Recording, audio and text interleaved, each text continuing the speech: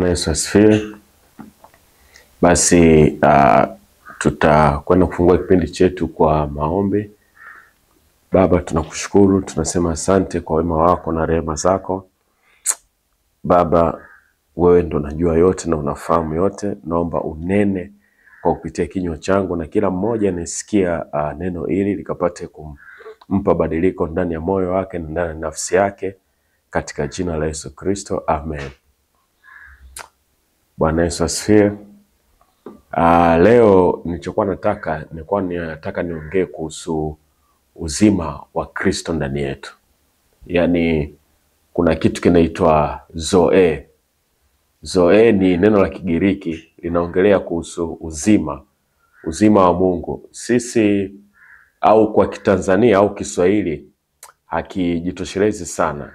Paka unaweza kusema mzima, mtu unaweza kusema mzima, Mungu unaongelea kuhusu uzima, lakini Wagiriki wao wametenga uzima wa Mungu wanaita zoe, life of God. Yani mtu anapookoka, kitu kinachofuata anapokea uzima wa Mungu ndani yake.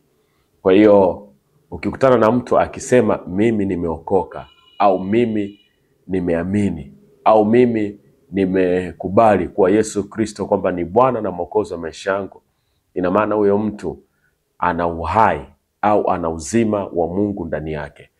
Na huu uzima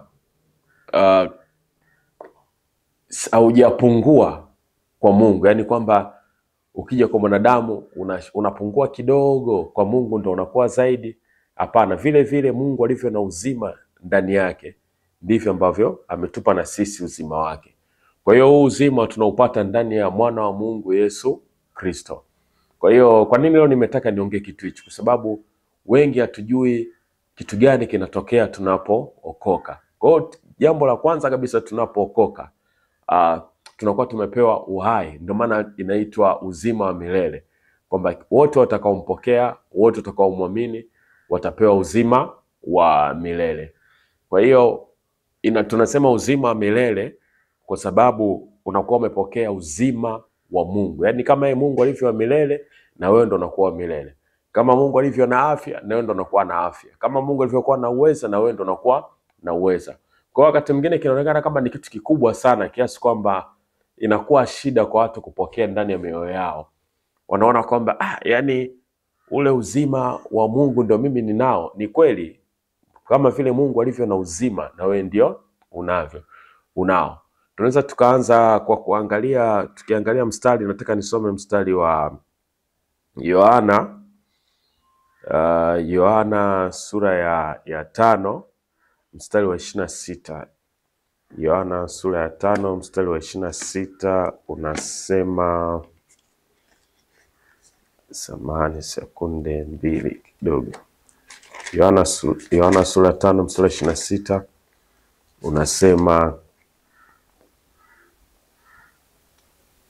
unasema nitaanzia 25. Amin nawaambia, saa inakuja na sasa ipo, wafu watakaposikia sauti ya mwana wa Mungu, na wale wasikia watakuwa hai. 26. Maana kama vile Baba alivyo na uzima nafsini mwake, vivyo hivyo alimpa mwana kuwa na uzima nafsini mwake. Kwa hiyo ni kama Mungu alivyo na uzima nafsini mwake, akampa na Yesu Kristo uzima au life au uhai ule ndani ya Kristo Yesu. Kwa hiyo mtu anaposema mimi nimeokoka, mimi nimemwamini Yesu Kristo, naye anapokea uzima wa Yesu Kristo ndani yake. Kwa hiyo inaonekana ni jambo kubwa sana. Na kwa nini inaonekana ni kubwa? Kwa sababu watu wanaona mbona sisi tu experience wa uhai au wa uzima wa Kristo? Ni kwa sababu bado hatujajua au hatujafahamu. Lakini wale ambao wamefahamu hawajakubali hichi kitu kikae ndani ya mioyo yao. Lakini ukikubali kwamba mimi nina uzima wa Kristo ndani yangu, kwa sababu Kristo anavyokuja haji kukaa ndani yako huku ameacha uhai wake huko. Yaani anakuja ndani yetu au ndani yangu, na anaingiza uhai wake ndani yangu. Kwa hiyo inakuwa kama Kristo alivyo hai, na mimi ndivyo nilivyo hai. Ndio maana neno la Mungu linasema kama yeye alivyo ndivyo sisi tulivyo. Kwa hiyo wewe unakuwa umefanyika kuwa mwana wa Mungu, kunakuwa na asili ya uungu ndani yako au ndani yangu, tunaita divine nature. Kabla sijaendelea, nataka niongeze mstari kwenye waraka wa pili wa Petro sura ya kwanza mstari wa 13. Waraka wa pili wa Petro, waraka wa pili wa Petro sura ya kwanza taanzia mstari wa 3. Inasema, kwa kuwa uweza wake wa uungu umetukirimia vitu vyote vipasavyo uzima na utauwa, godliness. Mambo ya uhai na mambo ya utauwa, unaweza kusema utakatifu, lakini ni godliness.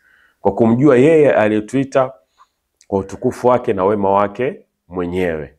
Kwa hiyo sisi tumepewa mambo yote yapasayo uzima na utauwa. Yaani wewe unapookoka, hakuna jambo ambalo Mungu amelibakiza kwake.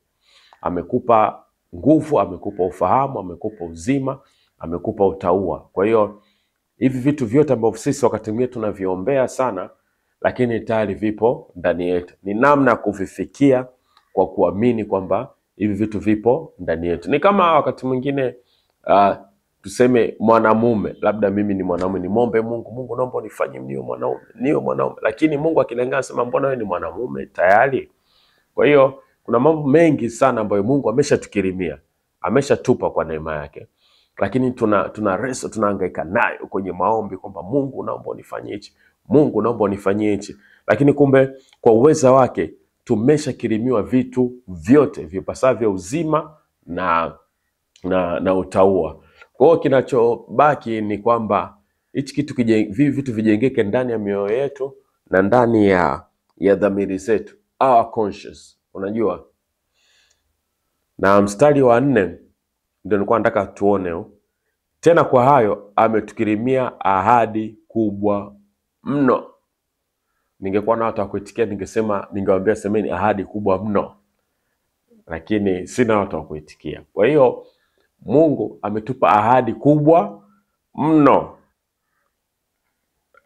na hizi kubwa inaongezea, kuna mkato, za thamani. Sio kubwa tu mno, za thamani, ili kwamba kwa hizo mpate kuwa washirika wa tabia ya uungu. Hizi ndio ahadi zenyewe kubwa mno, kubwa na thamani, kwamba kwa hizo sisi tunapata kuwa washirika wa tabia ya uungu. Kwa Kiingereza tunatumia neno partakers, yani ile tabia ya uungu au ule uungu au ile divine nature imekuwa imparted, yani imeingizwa ndani yetu. Yani na sisi tumekuwa washirika wa tabia ya uungu. Kwa hiyo kwa nini tunasumbuka, tunaishi kwa mashaka, tunaishi kwa wasiwasi, tunaishi kwa kuumia kichwa? Lakini tukisoma Biblia inasema ametupa kwa uweza wake, ametukirimia vitu vyote vipasavyo uzima na utauwa, vyote. Pia anasema kwa hayo ametukirimia ahadi kubwa mno na za thamani, ili kwa hizo tupate kuwa washirika wa tabia ya uungu. Kwa hiyo mimi ni mshirika wa tabia ya uungu. Maana yake kuna divine nature, yani ndani yangu mimi kuna uungu. Ndani yako wewe uliamini, lakini kuna uungu. Haleluya. Sehemu kama hizi unabidi ukae unatafakari, ili haya mambo ya sink ya zame. Yani kama unaloweka nguo au unaloweka kitambaa kwenye maji, kile kitambaa yale maji yaingie ndani ya kitambaa na kitambaa kiwe ndani ya maji. Kwa hiyo unavyotumia muda kutafakari maneno kama haya makubwa mno na ya thamani, yanazama ndani yako. Kwa anasema mkiokolewa na uharibifu uliomo ndani kwa sababu ya tamaa. Nilichokuwa nataka nionyeshe kwamba kwa nini Biblia inasema sisi tumekuwa washirika wa tabia ya uungu, kwa sababu ya Kristo aliyoko ndani yetu. Yaani tulivyookoka tulimpokea Roho Mtakatifu. Roho Mtakatifu ndo anamfanya Yesu Kristo na Mungu Baba kuwa wa uhalisia ndani yetu. Haleluya. Haleluya. Kwa hiyo usiwe na mashaka, wala usiwe na wasiwasi, wala usiwe na hofu. Leo, siku ya leo, kama ni mchana, kama ni usiku, kama unalala, hivi ndivyo vitu vya kumeditate, vya kutafakari kwamba kwa nini mimi ninahangaika, kwamba kwa nini mimi nasumbuka. Kumbe Mungu ameshanikirimia vitu vyote vipasavyo uzima na utauwa. Vitu vyote ameshanikirimia, vitu vyote. Lakini pia amenipa ahadi kubwa mno na za thamani. Natamani kutoka kwenye mstari, lakini nashindwa jinsi gani mstari ulivyokuwa very powerful, ulivyokuwa na nguvu, ili kwamba kwa hizo tupate kuwa shirika wa tabia ya uungu. Yaani wewe ni mshirika wa tabia ya uungu, sio mshirika wa tabia ya mapepo. Kama ni mshirika wa tabia ya mapepo, ni wewe tu mwenyewe umeamua. Lakini ukiamini, ukishakuwa Mkristo, unakuwa mshirika wa tabia ya uungu. Ndio maana Biblia inasema kama yeye alivyo ndivyo na sisi tulivyo humu duniani. Na huu ushirika unaanza lini? Unaanza immediately, yani the moment umeamini kwamba Yesu Kristo ni Bwana na Mwokozi wa maisha yangu, kwamba umekubali Yesu Kristo, hapo hapo unapokea uzima wa milele. Hapo hapo unakuwa mshirika wa tabia ya uungu. Sio kwamba itakwenda miezi 6 au mwaka au miaka 2 ndio uje kuwa mshirika wa tabia ya uungu. Hapana. Kwa hiyo na hivi vitu vinafanya kazi vipi ndani yetu? Ni lazima utrain, ujikumbushe, ujiambie, ujieleweshe kwamba mimi ni mshirika wa tabia ya uungu. Haya mambo yaliyonizunguka hayapaswi kuwepo, kwa sababu Kristo anakaa ndani yangu, na Kristo ameleta uzima wake ndani yangu, na Kristo ameleta uhai wake ndani yangu.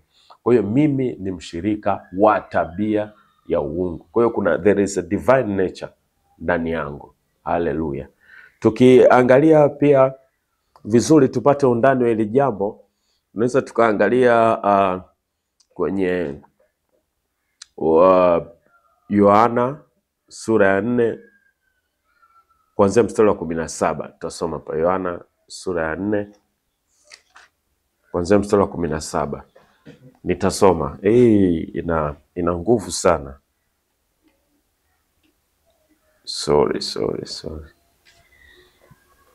Yohana 4 kuanzia 17 inasema, yule mwanamke akajibu,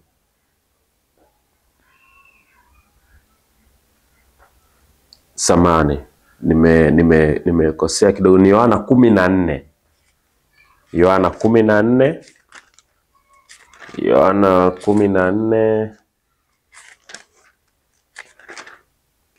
14 tuanzia mstari wa 17. Uko sawa.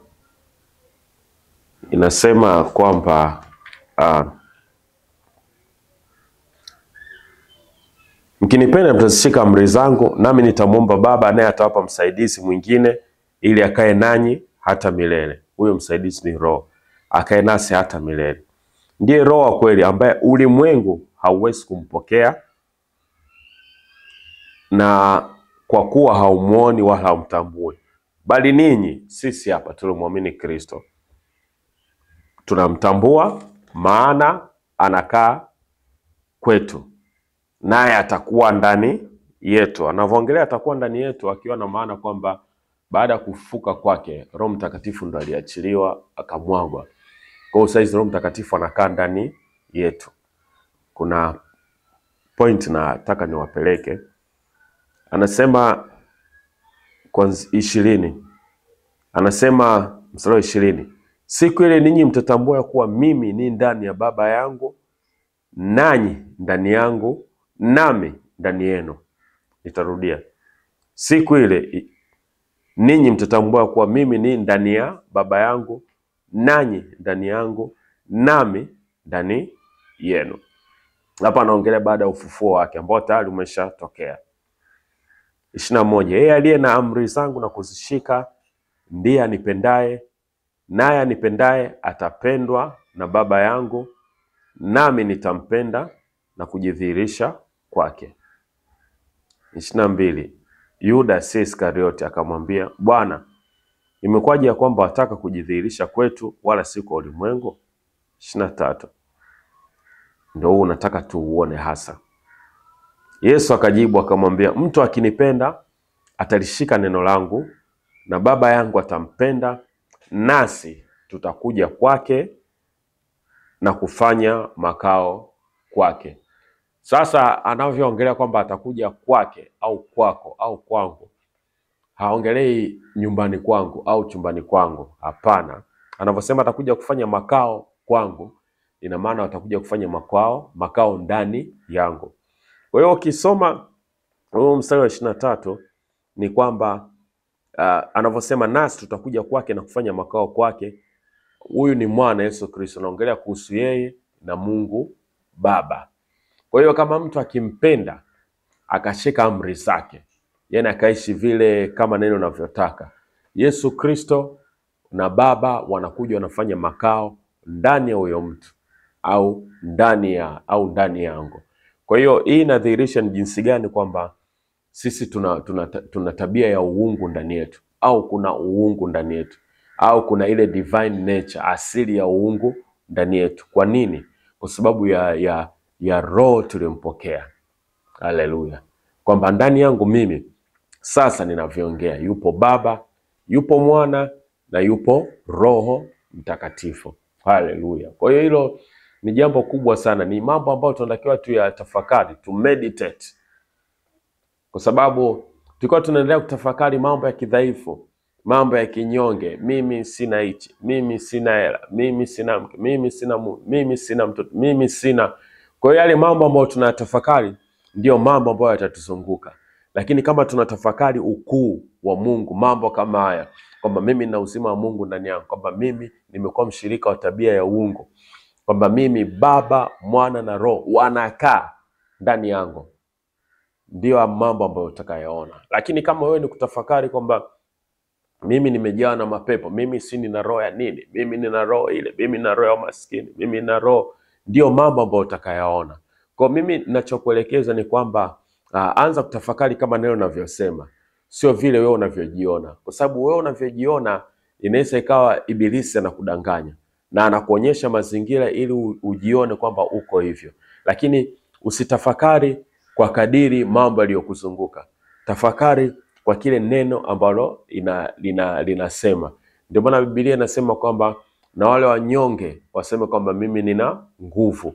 Wengine wanaongeza, haipo kwenye Biblia, wanasema na wale maskini waseme mimi ni tajiri. Ila Biblia inasema wale wanyonge waseme mimi nina nguvu. Kwa hiyo haya ndio mambo ambayo tunatakiwa tuyatafakari na kuyawaza. Nimeyafunua. Kwa hiyo hata hali zinapoonekana kama ni ngumu, unapoona una changamoto ya kiafya, ya maisha, ya nini, ukumbuke kwamba ndani yako yuko Mungu Baba, yuko Mwana, yuko na Roho Mtakatifu. Kwa hiyo ni powerhouse. Yani wewe ni kama bomu, yani ni kama kitu fulani hivi kina nguvu sana. Na unajua tunashindwa kutafakari mambo haya, na ndio maana tuone ukuu wa Mungu. Yani tafakari yetu na mawazo yetu ni mawazo ya kinyonge. Yani tunawaza unyonge, tunawaza shida, tunawaza madhaifu. Na kwa nini imekuwa hivyo? Kwa sababu hii dunia iliyotuzunguka ndivyo inavyowaza na ndivyo inavyotulazimu tufikiri. Na unakuta Mkristo wa kawaida, yani kukuta siku amekaa amesoma sura nzima ya Biblia ni mara chache sana. Lakini hapo anataka Mungu amuonekanie. Lakini kama tungekuwa tunapata muda wa kutosha na kusoma neno la Mungu, tungeweza kutafakari yale ambayo Mungu ametukirimia. Kwa yale ambayo Mungu ametukirimia kama haya, kali tunavyotafakari, yanaungamanika na sisi. Kuna mstari mmoja unasema vile mtu ajionavyo nafsini mwake ndivyo alivyo. Yani vile mtu anavyojiona nafsini mwake ndivyo alivyo. Yaani kwamba vile wewe unavyojiona nafsini mwako, au vile unavyojiona ile picha ambayo unayo, ile mental picture, au vile unavyoangalia na kuwaza zile outcome, yale matokeo, ndivyo itakavyokuwa. Kwa hiyo napenda kuwatia moyo na kuwaelekeza ndugu zangu kwamba tafakari yetu iwe katika haya ambayo Mungu ametukirimia na Mungu ametuahidia.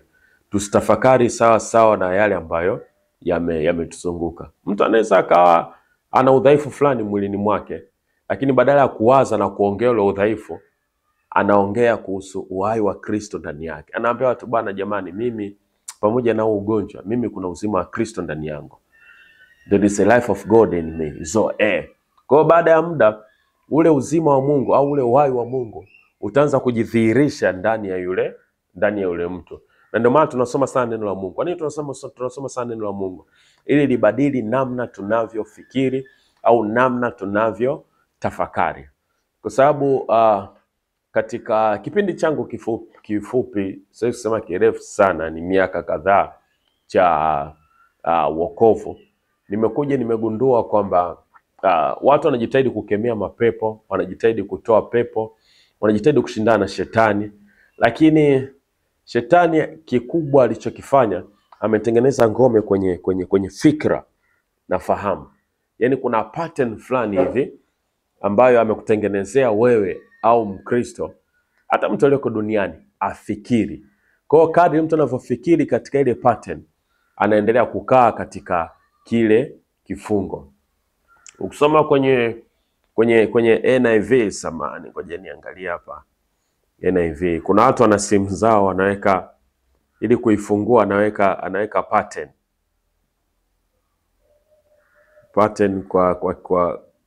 kwa Kiswahili sina neno zuri sana la pattern. Tukiangalia kwenye Warumi sura ya 12, Warumi sura ya 12 NIV, New International Version, inasema, Warumi 12 mstari wa 2, do not conform to the pattern of this world, but be transformed by the renewing of your mind.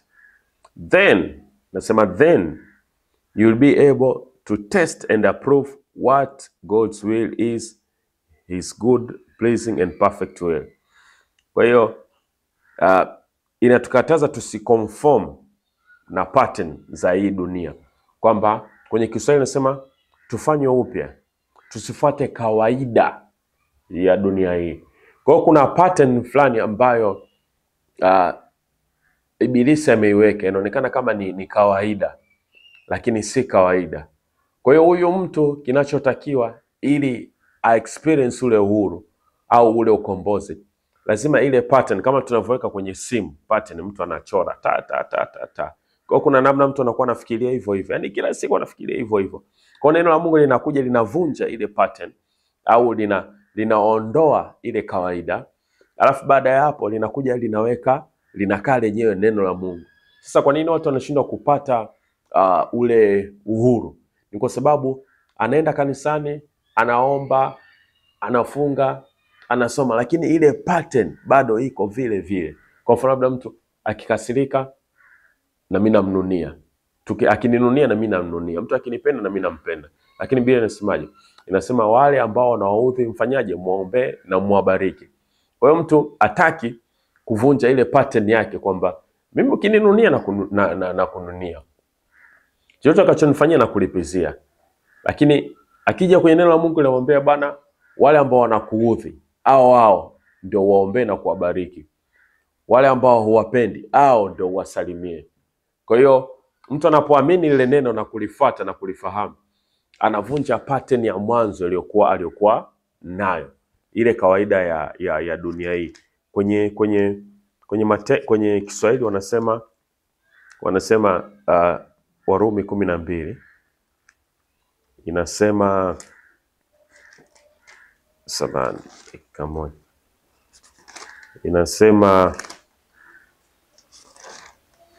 inasema wala msifuatishe, wala msifuate kanuni za dunia hii. Najaribu kuwaza hivi, kila kitu sema sina mtu wa kuongea naye hapa. Singetabidi nitafute mtu wa kuongea naye. Hivi sisi ndo tunaishi kwa kanuni jamani, kanuni za dunia hii. Biblia inasema wala msifuate kanuni za dunia hii. Pattern, kanuni za wala msizifuate. Kanuni. Hizi kanuni sio lazima iwe uovu. Ingekuwa uovu angesema hapa uovu. Kuna kawaida ambayo inaonekana kabisa ni kama kanuni. Sio uovu, lakini ni kanuni ya dunia hii. Inasema wala msifuatishe. Kuna watu wengine hawezi kununua kitu mpaka ajiunge kwenye acheze mchezo. Yaani ili anunue TV au anunue kochi lake au anunue nini, lazima aende acheze mchezo. Yeye ni muamini, ameokoka, lakini watu wote, majirani, ndugu, bwana mimi nilinunua TV baada ya kucheza mchezo. Naye hawezi kufanya chochote kununua kitu nyumbani kwake cha thamani mpaka acheze mchezo.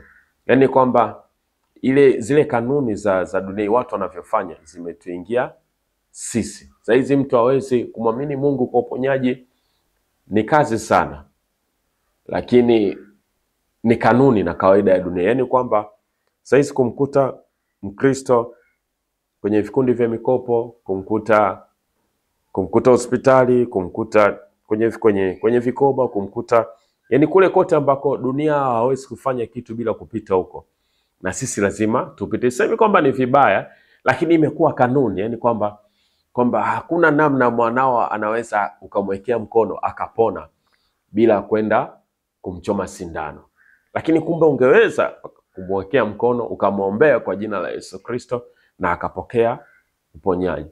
Kwa hiyo kukaa kwa vile tuko hapa duniani, hizi kanuni, hizi pattern zimetuingia kiasi kwamba neno la Mungu linakuwa of no effect, yani linakuwa halina matokeo sana kwenye maisha yetu, kwa sababu tunaona Mose anafanya hivi, fulani anafanya hivi, fulani anafanya hivi, na mimi lazima nipitie hivyo. Lakini kumbe hizo ni kanuni za dunia hii. Ndio maana kwa nini nimefika mpaka huko, nataka nionyeshe jinsi gani kwamba mtu akifanywa upya kwa kutafakari neno la Mungu, ndivyo anaweza ka experience uhuru wake na kuona matokeo ya Mungu kwenye maisha yake. Kwa hiyo ni muhimu sana kwamba hili neno la Mungu litufanye upya, kwa sababu huku mbele anasema bali mgeuzwe kwa kufanywa upya nia zenu. Bali mgeuzwe kwa kufanywa upya nia zenu. Kwa hiyo lazima tufanye upya nia zetu ili tupate kujua hakika mapenzi ya Mungu yaliyo mema, ya kumpendeza na ukamilifu. Haleluya. Kwa nini nimeongelea haya yote? Nimekuja mpaka kwenye tafakari kwa sababu tusipoweza kubadili namna tunavyotafakari, hatutaona kwamba, nisipoanza kutafakari kwamba mimi na uzima wa Mungu ndani yangu, sitaona matokeo ya kimungu ndani yangu. Kama nitaendelea kutafakari mambo ya kinyonge, mambo ya kidhaifu, kama nitaendelea kutafakari kama dunia inavyotulazimisha sisi tutafakari, hatutamwona Mungu. Tutaishia tu kusema bwana tuwe wema nini, lakini yale matokeo, zile results ambao tunaona kwenye Biblia hatuta experience. Kwa hiyo tunachotakiwa kufanya ni kuanza kubadili namna tunavyotafakari, namna tunavyofikiri. Tubadili, tufanye upya nia zetu, sio kufuatisha kawaida au kanuni za dunia hii. Tuvunje ile pattern. Let us break the pattern of this world. Hallelujah. Kupigilia msumari hapa nitamalizia na hiyo Wakorinto wa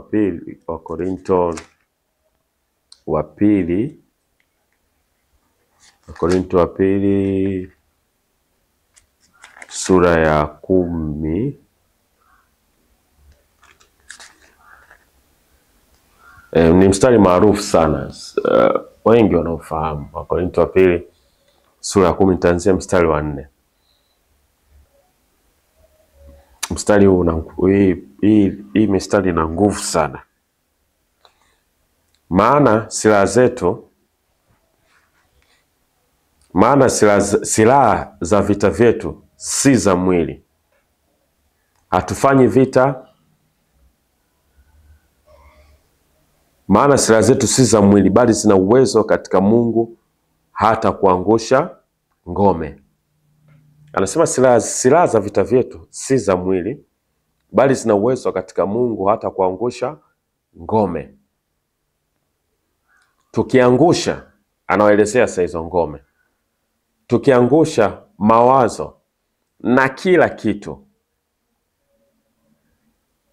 kilichoinuka. Tukiangusha mawazo na kila kilichoinuka kijinuacho juu ya elimu ya Mungu, na tukiteka nyara kila fikira ipate kumtii Kristo. Kwa hiyo tunaendelea kurudi pale kwamba tatizo kubwa la mwanadamu, kwa nini tumeongelea kuhusu uzima wa Mungu, ahadi kubwa za Mungu, alafu watu hawaoni? Ni kwa sababu ya tafakari na mawazo.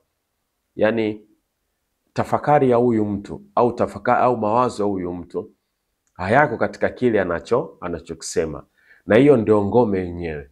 Na ndio maana mtu anaweza akaombewa, akalipuka mapepo, akafunguliwa, lakini baada ya wiki 2 au mwezi, hata miezi 6, akarudi mapepo yale yaliyotolewa last time yakaonekana kwamba yamerudi au bado yapo. Lakini shida kubwa ni nini hasa? Shida kubwa ndio tulichoongelea kuhusu ile pattern. Yule mtu hajafanywa upya, kwamba kuna ngome, kuna fikira, kuna mawazo ndani yake ambayo haijaondolewa. Kwa hiyo huyu mtu akibadilishwa namna anavyofikiri, yale mawazo yakaondoka, tafakari yake ikabadilika, huyu mtu atakuwa huru. Na namna hii anaweza kuwekwa huru kwa neno la Mungu tu. Basi hakuna namna nyingine au hakuna njia nyingine. Elimu inayoongelewa hapa ni elimu ya neno la Mungu, neno la Kristo. Kwa hiyo mpaka tutakapokubali kutafakari kile ambacho Mungu amekisema kwenye maisha yetu, ndipo tutakapoona uhuru. Sio kutafakari tu na kukiamini pia, kwamba ninatafakari na naamini kile alichokisema, kwamba kama amesema mimi niko hivi, basi niko hivi. Kwamba amesema mimi ninaweza kufanya jambo fulani, basi mimi naweza kufanya jambo fulani. Kama amesema mimi nina uzima wa Kristo ndani yangu, basi mimi nina uzima wa Kristo ndani yangu, na nitasimama na hilo. Ije ugonjwa, ije nini, mimi nina uzima wa Kristo ndani yangu, kwa sababu neno linasema kama yeye alivyo ndivyo na mimi nilivyo humu duniani. Haleluya. Kwa hiyo ndio namna pekee ya kuondoa na kuvunja zile ngome, kwa sababu ukisema ukemee pepo, utakemea pepo kila siku. Kila siku utamkemea yule mtu pepo. Kila siku utatoa pepo yule. Utakuja Jumatatu utamtoa huyo pepo. Atakuja Jumatano utatoa tena. Atakuja wiki ijayo utatoa tena, mpaka pale yule mtu atakapokaa chini na kusikiliza neno la Mungu na kufanywa upya, kuvunja ile namna anayofikiri, kuvunja ile pattern, kudondosha ile ngome. Na ile ngome iko hapa. Na namna pekee ya kuondoa hiyo ngome ndio tumesema kwa kupitia neno la Kristo. Kwa hiyo Mungu na uweza wake, Mungu na mamlaka yake, Mungu na nguvu zake anafanya kazi kwa kupitia pia tafakari yako. Kwa hiyo kitu ambacho tukiangalia kwenye Zaburi sura ya kwanza, mstari wa dakika moja. Zaburi sura ya kwanza mstari wa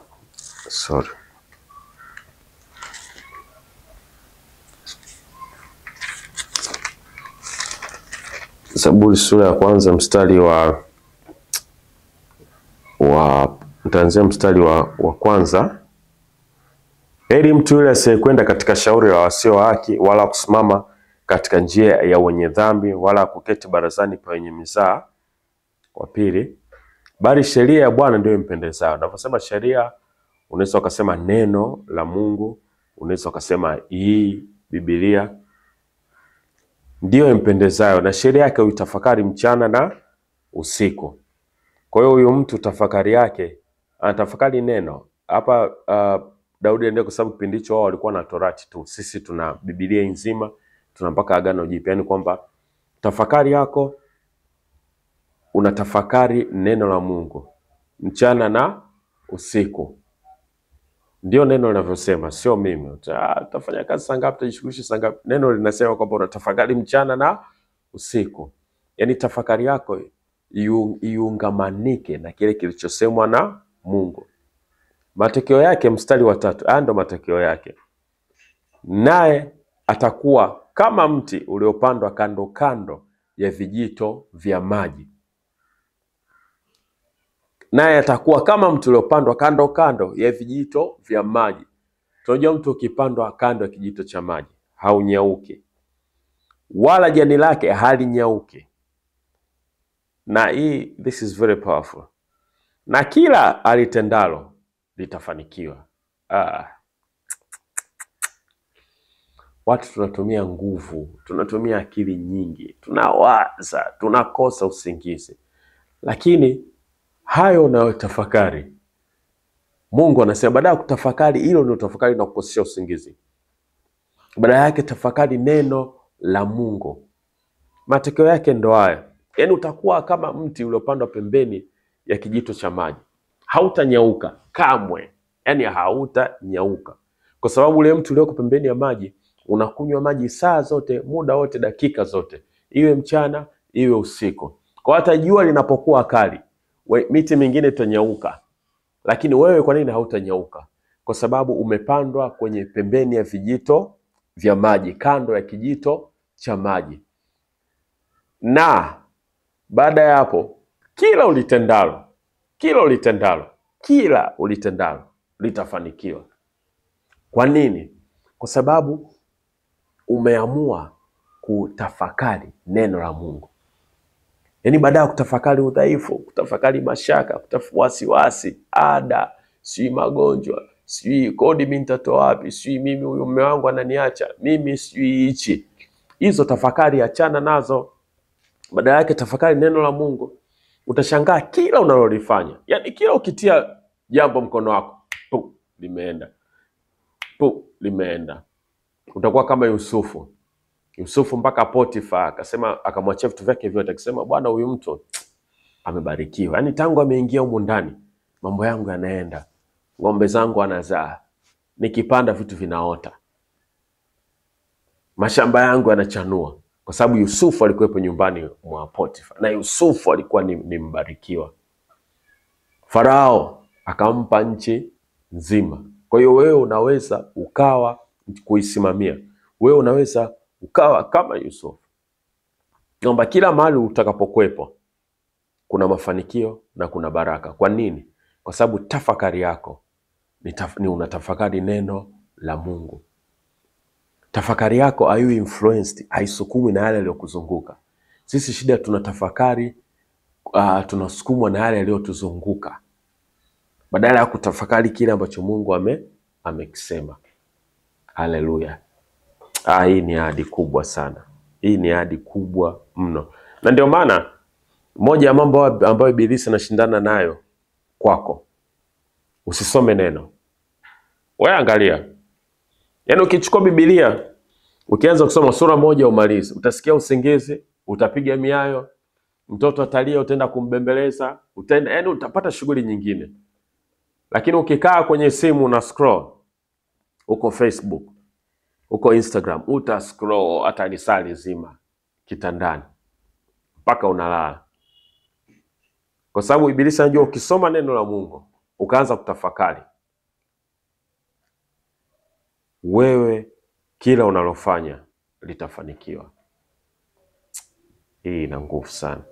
Naye atakuwa kama mti uliopandwa kando kando ya vijito vya maji.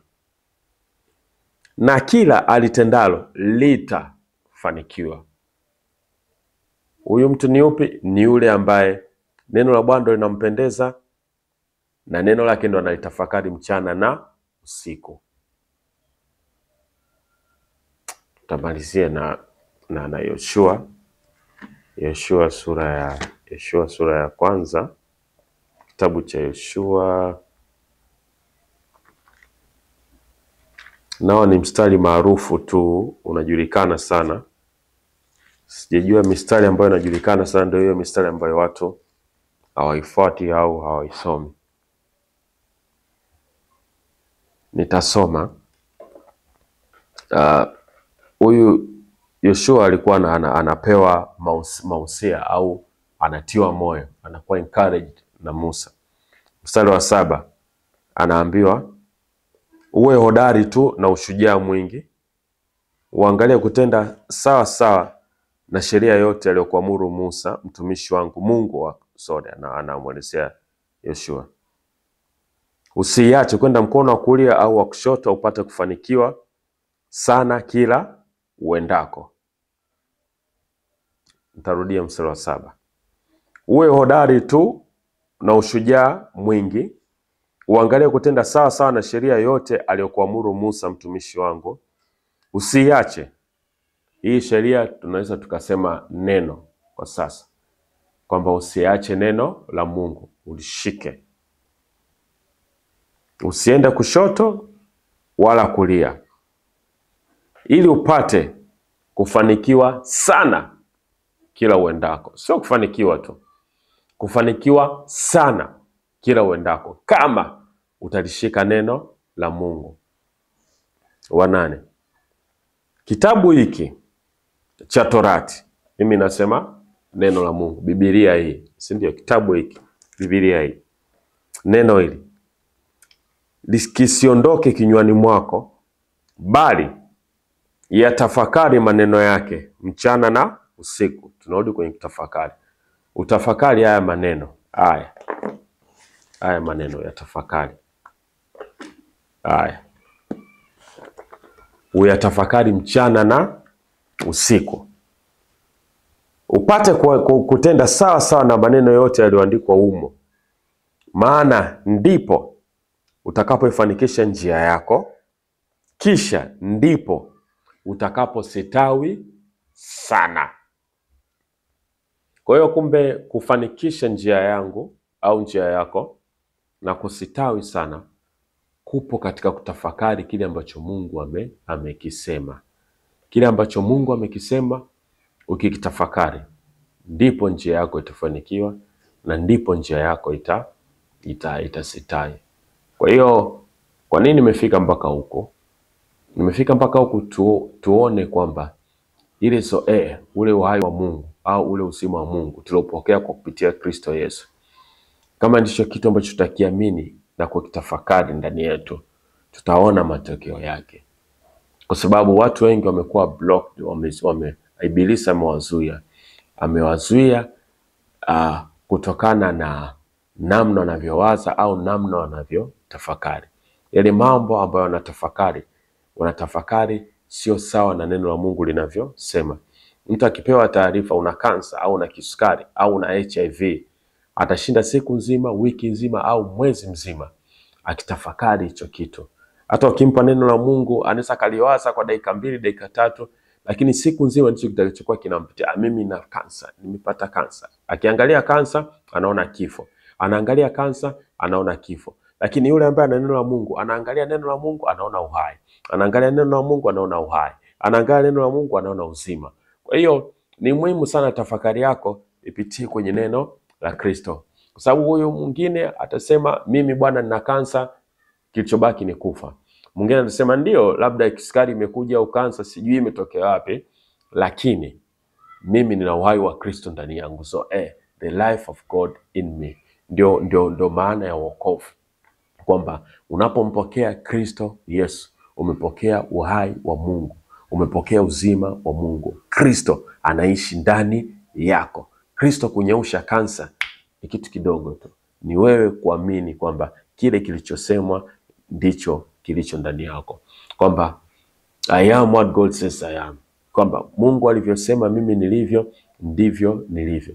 Sivyo wanadamu, sio watu, sio daktari, sio mkufunzi, sio mtaalamu gani. Kile alichokisema Mungu, mimi ndio nasimama nacho, kwa sababu neno la Mungu ni kweli na ni ndio, na hakuna kitu ambacho kina final say, kina usema wa mwisho kwenye maisha yako zaidi ya neno la Mungu. Kwa hiyo vingine vyote viwe uongo, lakini neno la Mungu liwe kweli. Kwa hiyo yule atakayelisema, hata kama ana utaalamu gani, kama amesema kinyume na kilichoandikwa hapa, wewe unaachana nacho kile, unashika kile ambacho kimeandikwa hapa, ambacho Mungu amekisema, kwa sababu hichi ndicho cha mwisho.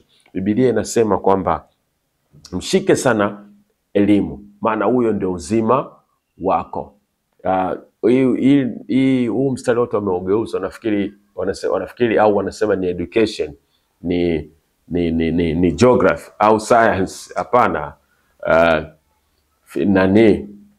Physics, uraia, sijui geography haiwezi kukupa wewe uzima, haiwezi kukupa wewe uhai. Kwa hiyo elimu inayoongelewa hapa, ingawa dunia nzima, sio dunia actually, naweza nikasema nasikia zaidi Tanzania, ile ni instruction, ni elimu, ni maelekezo ya Mungu, yale ndio anayokupa uzima, sio geography ya darasani, sio uchumi tuliosoma darasani, kwamba tunaambiwa watoto waishike sana elimu. Kwa hiyo mwisho wa siku watoto wanaacha kushika neno la Mungu, anajua uzima wake ni geography. Hapana, uzima ni neno la Mungu wa hai, ndio huko hapa.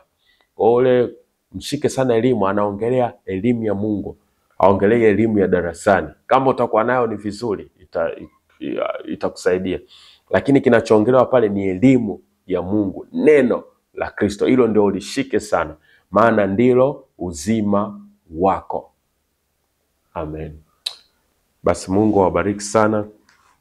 Tunamshukuru Mungu kwa kipindi hichi. Na huu ni mwanzo tu, tutaendelea.